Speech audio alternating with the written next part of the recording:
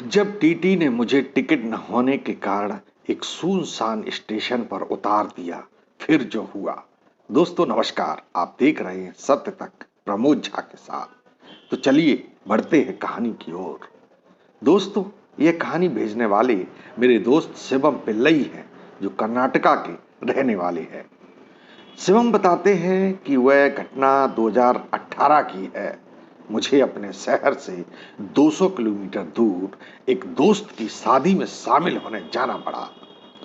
मैं शादी के प्रोग्राम में इतना व्यस्त रहा कि दिन कब बीत गया इसका पता ही नहीं चला।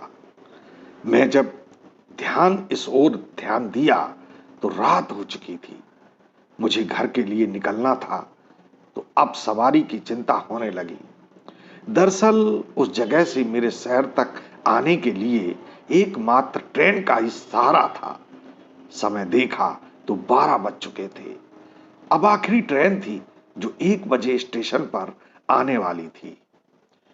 अब मैं किसी भी हाल में ये आखिरी ट्रेन मिस नहीं करना चाहता था। सो फटाफट खाना खाकर तैयार हो गया। स्टेशन तक पहुंचने के लिए मैंने जल्दी से एक ऑटो वाले को पकड़ा और स्टेशन के लिए निकल पड़ा। वहां पहुंचकर मैंने ऑटो वाले को पैसे दिए और तेज कदमों के साथ स्टेशन की तरफ बढ़ गया। मुझे लग रहा था कि मैं लेट हूं। समय देखा तो 12:40 हो चुके थे। अब मैं दौड़ता हुआ टिकट वाली खिड़की पर पहुंचा। वहां पहले से काफी लंबी लाइन लगी हुई थी। अभी मैं आधी लाइन भी क्रॉस नहीं कर पाया था, तभी ट्रेन प्लेटफॉर्म पर आकर खड़ी हो गई।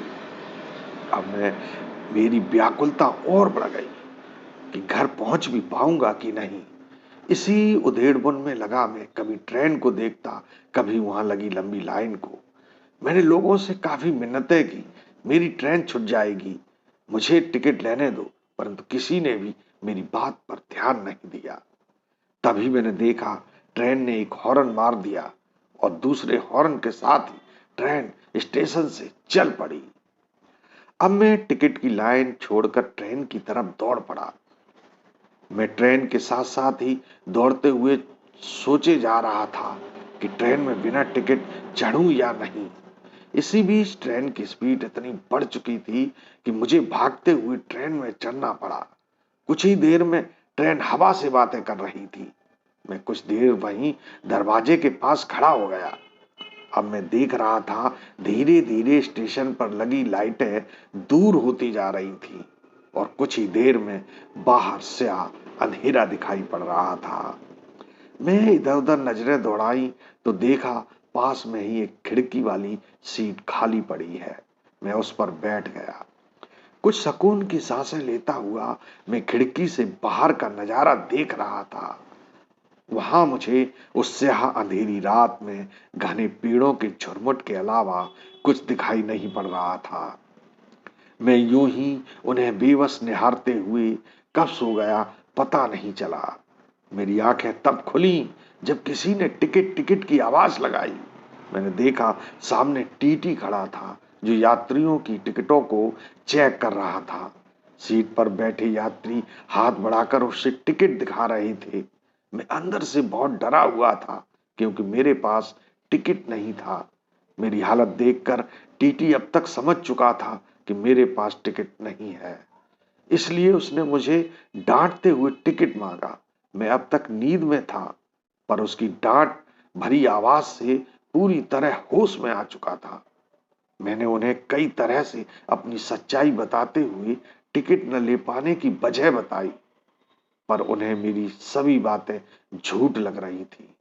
इसी बीच ट्रेन एक स्टेशन पर रुकी तो टीटी ने मुझे वहीं उतार दिया। कुछ ही देर में पूरी ट्रेन मेरी आंखों के सामने से गुजर गई और मैं खड़ा देखता रहा। मैं घड़ी की तरफ निगाह दौड़ाई तो 2:30 बज रहे थे। अब मैं परेशान होकर इधर उधर देखने लगा ताकि पता चल सके कि यह कौन सी स्टेशन है। तभी मुझे सामने कुछ दूरी पर एक आदमी दिखाई पड़ा। मैंने उस आदमी से पूछा, भैया यह कौन सी स्टेशन है? इसी के साथ अपना बैग भी उठाकर कंधे पर टांगने लगा। उसकी तरफ से कोई उत्तर न पाकर मैंने फिर उसकी तरफ देखा तो हैरान रह गया। वहां कोई नहीं था। मैं सोच में पड़ गया कि अभी तो वो आदमी सामने खड़ा था, अचानक से कहाँ चला गया। मैं इधर उधर देखा तो दूरी पर वो ही आदमी मुझे खड़ा फिर दिखाई दिया। उसके पास धुंध सी छाई थी, जिसकी वजह से वो साफ नजर नहीं आ रहा था। मैं उसके पास गया तो देखा कि यह कोई और नहीं, वो टीटी था जिसने मुझे इस स्टेशन पर उतार दिया था। फिर यह यहाँ कैसे? मैं सोच ही रहा था कि यह देखकर हैरान हो गया कि उसके पैर सामान्य नहीं थे, बल्कि पीछे की तरफ मुड़े हुए थे। अब मैं समझ गया था कि यह कोई साधारण इंसान नहीं, बल्कि प्रेत है। मैं अंदर से डर तो बहुत गया था, पर हिम्मत करते हुए पूछा, तो तुम यहाँ क्या कर रहे हो? वह बिना कुछ बोले मुझे घूरे जा रहा था, मानो कह रहा हो कि उसने तुम्हें यहाँ जानबूझ कर उतारा है। दोस्तों, मैं मरना नहीं चाहता था, इसलिए अपनी पूरी ताकत के साथ वहां से भाग निकला। पर वो टीटी मेरा पीछा नहीं छोड़ रहा था। हर बार वह मेरे सामने वाले रास्ते पर मिल जाता। मैं बुरी तरह से थक चुका था। तभी वह टीटी मेरे पास आकर मुझ पर हमला करते हुए मेरा गला दबाने लगा। मैं बहुत डर गया था। मरता क्या न करता। अपनी जान निकलते देख मैं पूरी ताकत से उसके हाथों को अपने गले से हटाने लगा।